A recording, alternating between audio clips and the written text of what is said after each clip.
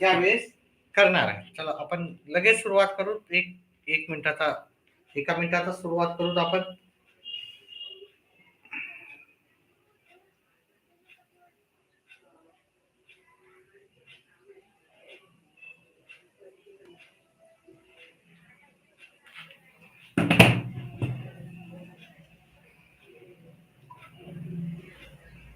लगेच सुरू करणार आहेत आपण.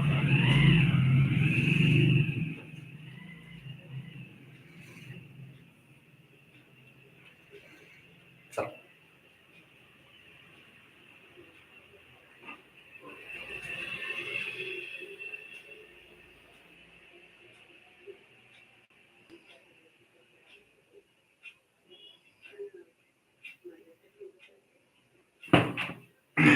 तर जो नेहमी प्रश्न विचारला गेलेला होता की पुढीलपैकी सर्वात इथे आपल्याला लहान संख्या बनवायची मोठी संख्या, असा प्रश्न नेहमी येतो. सर्वात लहान आणि सर्वात मोठी संख्या बनवायची आहे.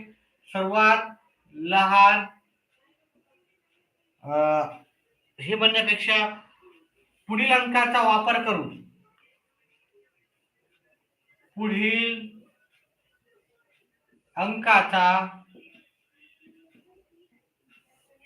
वापर करून लहानात लहान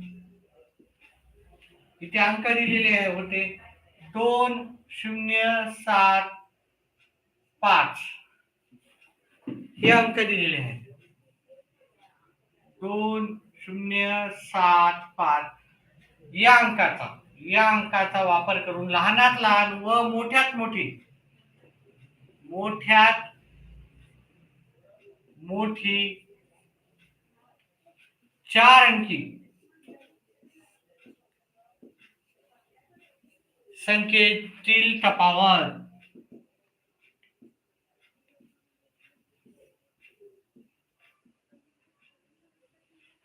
असा एक प्रश्न हमखास तुमच्या परीक्षेमध्ये असतो. ठीक आहे. हे पाठीमागचे पेपर घेऊन ठीक आहे त्याच्यावर आधारितच मी सगळे प्रश्न करीत आहे. तर आपण ह्या अंकाचा वापर करायचा 2075 या अंकाचा वापर करून आपण मोठ्यात मोठी संख्या तयार करू शकतो. 7520 ही मोठ्यात मोठी संख्या आहे. आणि जर लहानात लहान संख्या जर तयार केली तर मग काय होईल, दोन घ्यायचे, पहिले 0 न घेता 057 ह्या दोघातली तफावत म्हणजेच वजाबाकी करायची होती आपल्याला. वजाबाकी करून आपण हे एक 0 एक कटला, इथं एक 0 एक घेतला, हे 3 उरले, जात नाही वजाबाकी, तर हे 6 4 आणि 5 ह्या दोन संख्येची तफावत आपल्याला आलेली आहे 5473. त्याचप्रमाणे याच्यावरच आधारित जर प्रश्न करायचे असेल आपल्याला तर आपण करू शकतो. एक दुसरा संख्या घेऊ आपण. आता ह्या इथे 4 अंकी त्या जागी 5 अंकी घ्यायची. लहानात लहान व मोठ्यात मोठी 5 अंकी या संख्येतील तफावत. असा एक प्रश्न 100% गॅरंटेड असतोच. ठीक आहे. तर मोठ्यात मोठी आणि लहानात लहान संख्या करायची आणि उत्तर काढून मला कमेंट बॉक्स मध्ये सांगायचं. लगेच उत्तर ज्याला येतं त्याने उत्तर करायचं आहे, कमेंट बॉक्स मध्ये टाकायचं. ज्यांनी विद्यार्थ्यांनी लाईक केली त्यांचे धन्यवाद. एक लाईक आपल्या व्हिडिओला आलेला आहे. चला आता इथे पाहिलं, याच्यात मोठ्यात मोठी संख्या तयार करायची. तर मोठी संख्या सुरुवातीला घ्यायची, त्याच्यानंतर लहान घ्यायची, त्याच्यानंतर उरलेल्या संख्येतून लहान घ्यायची. 5 घेऊ, 3 घेऊ आणि 0 घेऊ. ही मोठ्यात मोठी संख्या झाली. लहानात लहान 5 अंकी संख्या काढायची असेल 3 0 5 7 8 याची वजाबाकी करायची आपल्याला. तफावत म्हणजे वजाबाकी.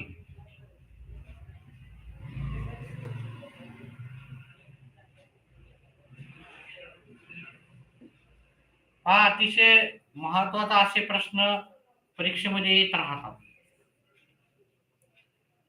2 लाईक आले, धन्यवाद. ज्या विद्यार्थ्यांनी व्हिडिओला लाईक केलेले आहे त्यांचे धन्यवाद.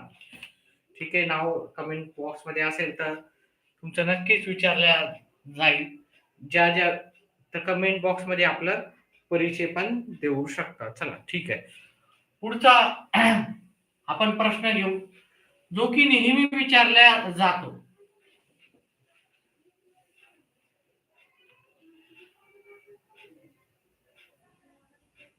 चार 3/8 ह्या संख्येला आपल्याला काय करायचं आहे, दशांशात लिहायचं. दशांशात याचं रूपांतर, दशांश मध्ये रूपांतर करा. किती किंवा इथे 16 राहतात. रूपांतर काय होईल, तर याचं दशांश मध्ये रूपांतर आपण करू. हे 4 जे आहेत याला लिहिताना आपल्याला काय करायचं, हे 4 जे आपले आलेले आहेत इकडे ते भागाकाराच्या ठिकाणी लिहायचं. हे 16 आपल्याला त्याच्यानं भाग द्यायचा आहे आणि 3 आपल्याला इथे घ्यायचे आहे.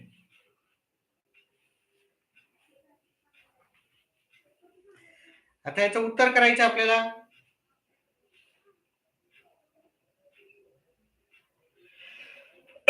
याचं उत्तर करताना पहा, इथे 3 असल्यामुळे आपल्याला काय करायचं, 3 ला भाग जात नाही, त्याच्यामुळे आपल्याला इथे दशांश घेऊन इथं आपल्याला 0 देता येईल. दशांश घेऊन आपल्याला काय करता येईल, 0 देता येईल.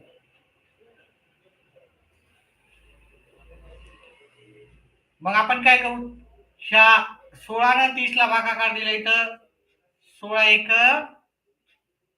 16 येईल. उरले आपले 14 उरतील. इथे आपण अजून 0 देतो, पण पॉइंट द्यायचा नाही.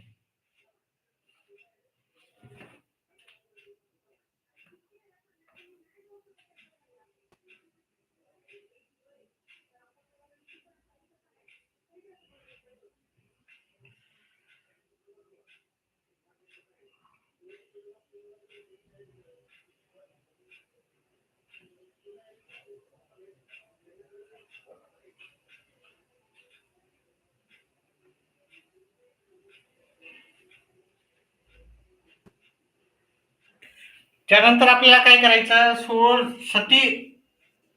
16 8 128 12 घ्यायचे. आता हे 12 ला भाग देताना आपण अजून एक 0 द्यायचा. इथं 112 येतील. इथं आपल्याला 7 लिहावं लागतील. उरलेत 8. त्याच्यानंतर आपल्याला इथे 0 द्यायचं. 16 85. मग याचं दशांश स्वरूप होईल 4.1875. ठीक आहे. व्हिडिओ आवडल्यास व्हिडिओला लाईक करायचं, चॅनलला सबस्क्राईब करायचं. पुढचा आपला प्रश्न घेऊत आपण. ठीक आहे.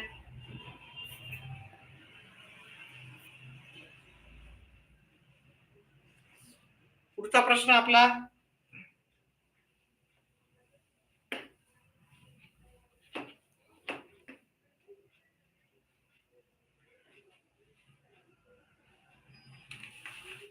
राहणार आहे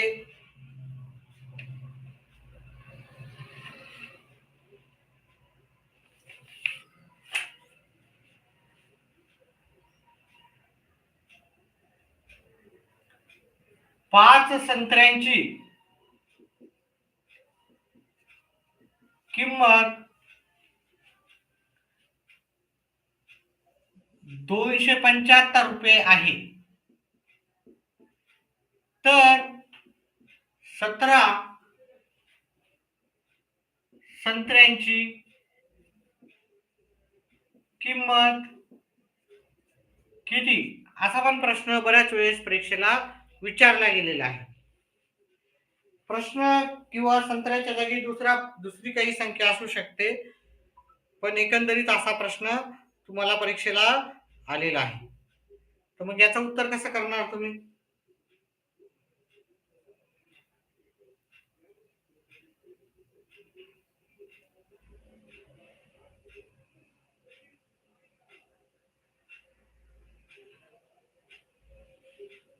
याचं उत्तर करताना आपल्याला काय करावं लागेल, 5 इथं संत्र्या लिहायची, संत्री, आणि किंमत इथं लिहायची.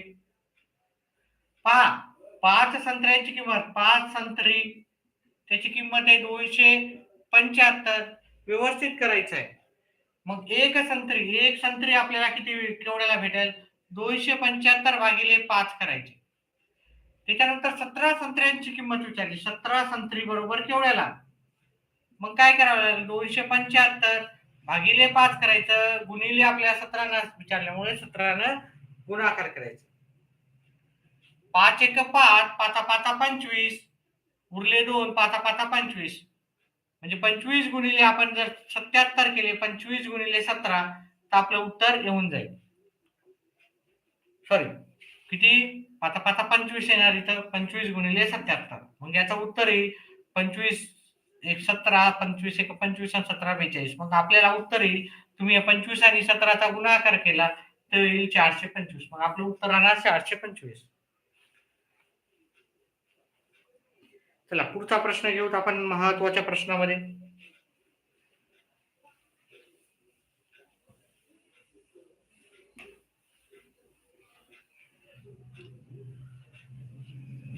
चार टेबलांची किंमत 1700 रुपये आहे. तर 9 टेबलांची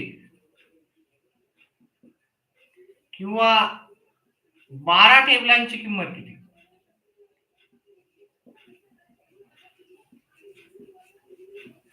असा आपल्याला प्रश्न विचारला जातो.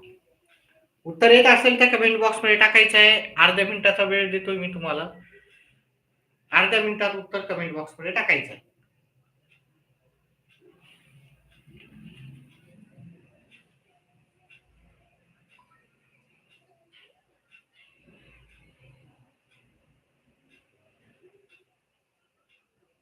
लगेच उत्तर कमेंट बॉक्स मध्ये टाकायचं आहे.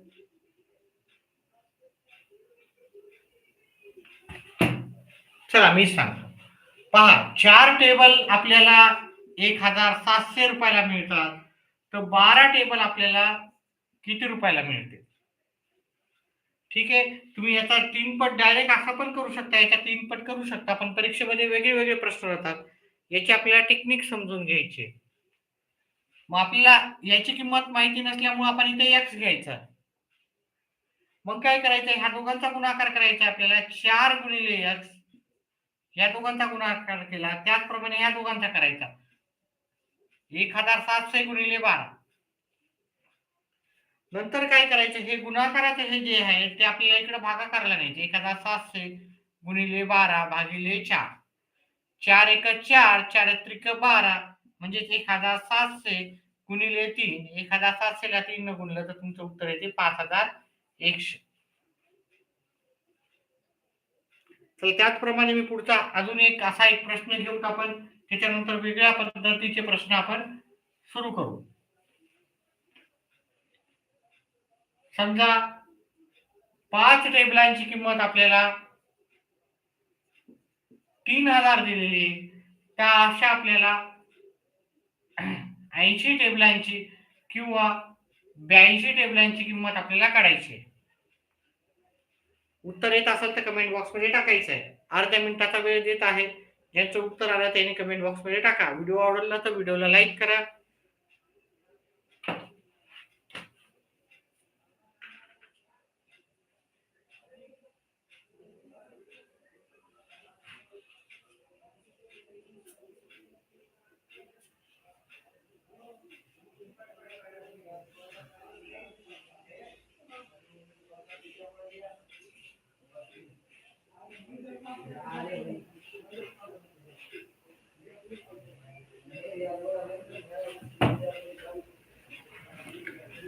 चला इथे जर पाहिलं तुम्ही 5 टेबल आपल्याला 3000 रुपयाला मिळत आहे.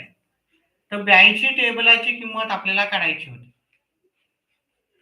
मग आपण काय करू? आपल्याला 82 टेबलाची किंमत माहिती नाही, तर टेबलची किंमत आपण किंमत म्हणजे के धरू, काही धरू शकता तुम्ही. मग ह्या दोघांचा गुणाकार करायचा तिरका, आणि ह्या दोघांचा गुणाकार करायचा तुम्हाला तिरका. या दोघांचा करायचा, नंतर ह्या दोघांचा करायचा. हे 5 गुणाकाराचे भागाकारला न्यायचे. 3000 गुणिले 82 भागिले 5, 5 एक 5, 5 सका 30 आणि 2 शून्य. मग आपलं उत्तर येणार 600 गुणिले 82. आता या 600 न 82 ला गुणाकार केलं, हे 2 शून्य जशा तसे घ्यायचे. 6 दोन्ही 12, चला 1, 6 8 48 आणि 1 49. मग आपल्याला कितीला पडतील? 82 टेबलची किंमत येईल आपली 49,200. आता आपण काही महत्वाचे असे कोनावर आधारित प्रश्न पाहू. कोणते कोण असतात, कारण हा टॉपिक नवीन आलेला आहे तुम्हाला. आणि त्रिकोणाची संख्या, कोणाची संख्या पण आपण पाहू. समजा एखादी अशी आकृती दिली तुम्हाला. हा मागच्या वेळेस प्रश्न विचारलेला होता.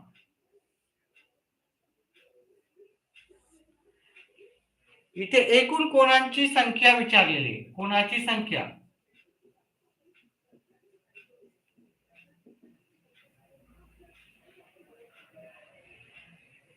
अजून आकृती घेऊत आपण.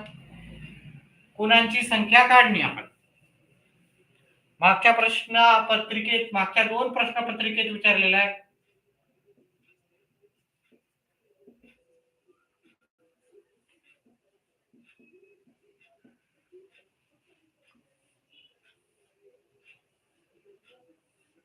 ह्या त्रिकोण, इथे कोणांची संख्या काढायची आहे तुम्हाला. त्याचप्रमाणे समजा असा भाग दिला तर इथं किती कोण असतील?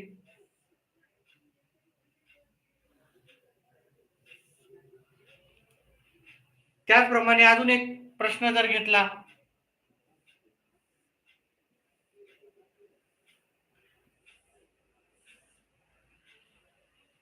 ह्या 3 ठिकाणातल्या कोणांची संख्या आपल्याला काढायची आहे, कमेंट बॉक्स मध्ये टाकायचं. पहिल्या प्रश्नाचं उत्तर मी तुम्हाला सांगतो.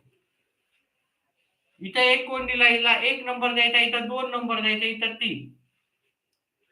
आणि या सर्वांची मग बेरीज करायची. 1 अधिक 2 अधिक 3, या सर्वांची बेरीज काढली, उत्तर येते 6. इथं कोणांची संख्या जर विचारली तर याचं उत्तर आहे 6. त्याचप्रमाणे आपण दुसरा प्रश्न घेतला आणि इथे कोणांची संख्या काढायची, तर 1 2 3 आणि 4 असे नंबर दिल्याच्या नंतर या सर्वांची बेरीज करायची. 1 अधिक 2 अधिक 3 अधिक 4. मग ह्या सर्वांची बेरीज केली. 1 मध्ये 2 मिळवले 3, 3 मध्ये 3 मिळवले 6, 6 मध्ये 4 मिळवले 10. मग आपल्या त्रिकोणांची संख्या इथे, कोणांची संख्या येईल 10. त्याचप्रमाणे याचं उत्तर तुम्हाला लिहायचं आहे, कमेंट बॉक्स मध्ये टाकायचं आहे. मी 1 मिनिटाचा वेळ देतो तुम्हाला. 1 मिनिटात त्याचं उत्तर कमेंट बॉक्स मध्ये टाकायचं आहे.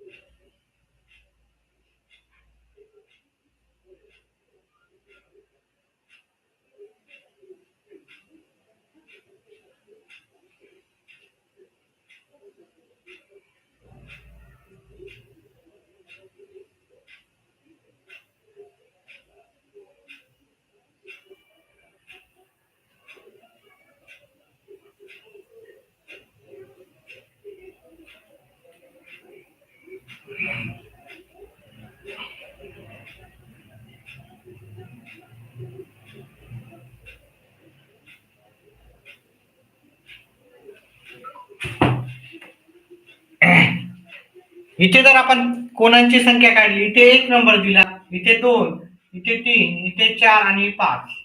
या सर्वांची बेरीज करायची. 1 अधिक 2 अधिक 3 अधिक 4 अधिक 5.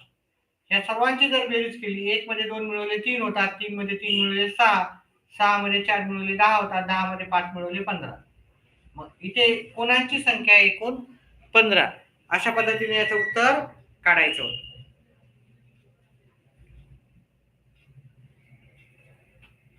पुढचा प्रश्न घेऊत आपण.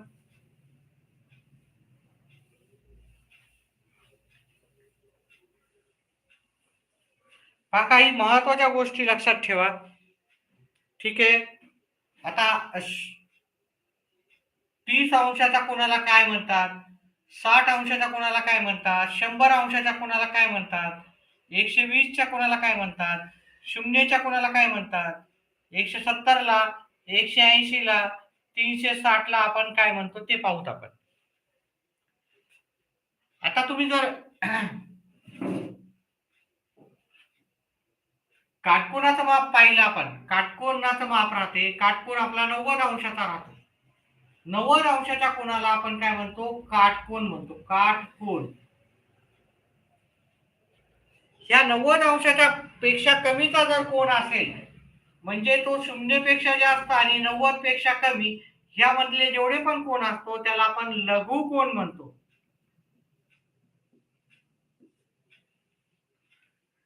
त्याचप्रमाणे जर आपण पाहिलं 90ला, आपण 90 म्हणजे कोरभर भाग असतो आणि हा कोणता झाला लघुकोन. त्याच्यानंतर 90 पेक्षा जास्त पण 180 पेक्षा कमीचा असा जर कोन असेल तर त्या कोनाला आपण म्हणतो विशाल कोन. विशाल कोन. ह्या सर्व कोनाची मापे आपण काढणार आहोतच. त्याच्यानंतर जर तुम्ही 180 मापाचा जर कोन असेल तर त्याला म्हणतो आपण सरळ कोन. सरळ कोन. परंतु एखादा कोन 180 पेक्षा पण जास्त आहे पण 360 पेक्षा कमी आहे, त्याला आपण म्हणतो प्रविशाल कोन. प्रविशाल कोन. आणि पूर्ण कोनाचं माप राहते 360 अंश. 360 अंशाच्या कोनाला आपण पूर्ण कोन असं म्हणतो.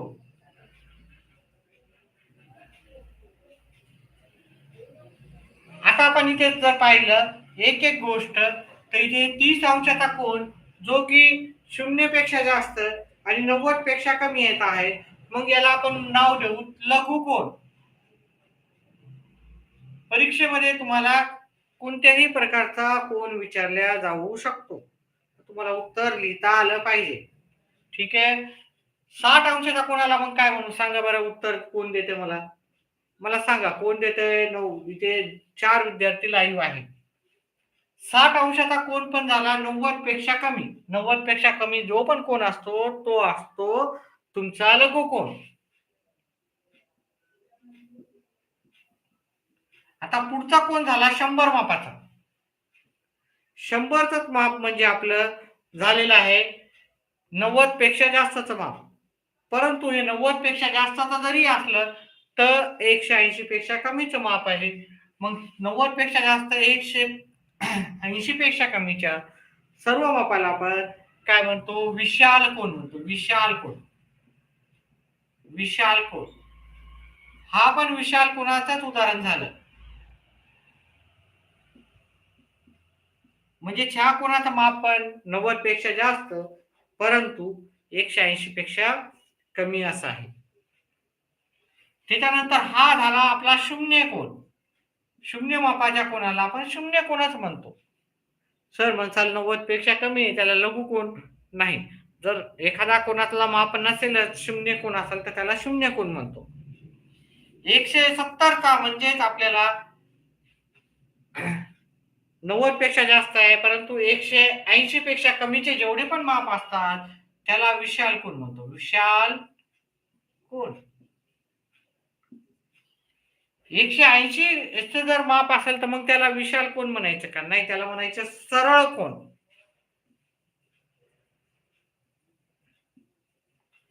360 ला आपण पूर्ण कोन म्हणतो आणि 90 ला आपण काटकोन म्हणतो. परीक्षेमध्ये असं पण विचारलं जातात, घड्याळीच्या काठात 3 वाजले तर कोणता कोन तयार होईल? 1 वाजला तर कोणता कोन तयार होईल? ठीक आहे. 2 वाजला तर कोणता कोन तयार होईल? तर लक्षात ठेवा 3 आणि 9 वाजता आपला कोणता कोन तयार होतो? तो काटकोन तयार होतो.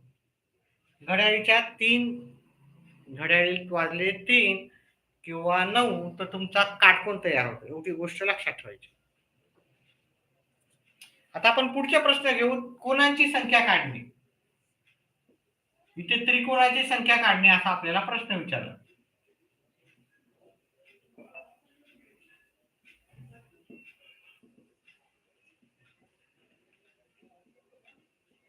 असा पण प्रश्न येऊ शकतो. त्याच्यावर आधारित प्रश्न आपण एका 2 मिनिटाच्या ब्रेक नंतर घेऊ. फक्त मी इथं त्रिकोणाची संख्या लिहून ठेवतो.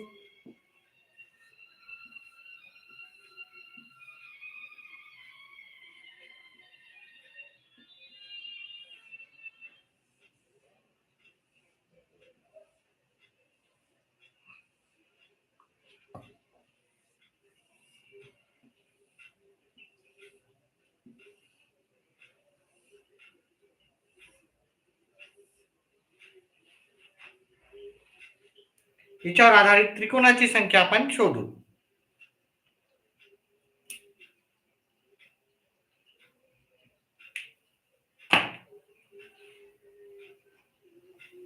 एका मिनिटाच्या ब्रेक नंतर आपण हे सर्व शोधू.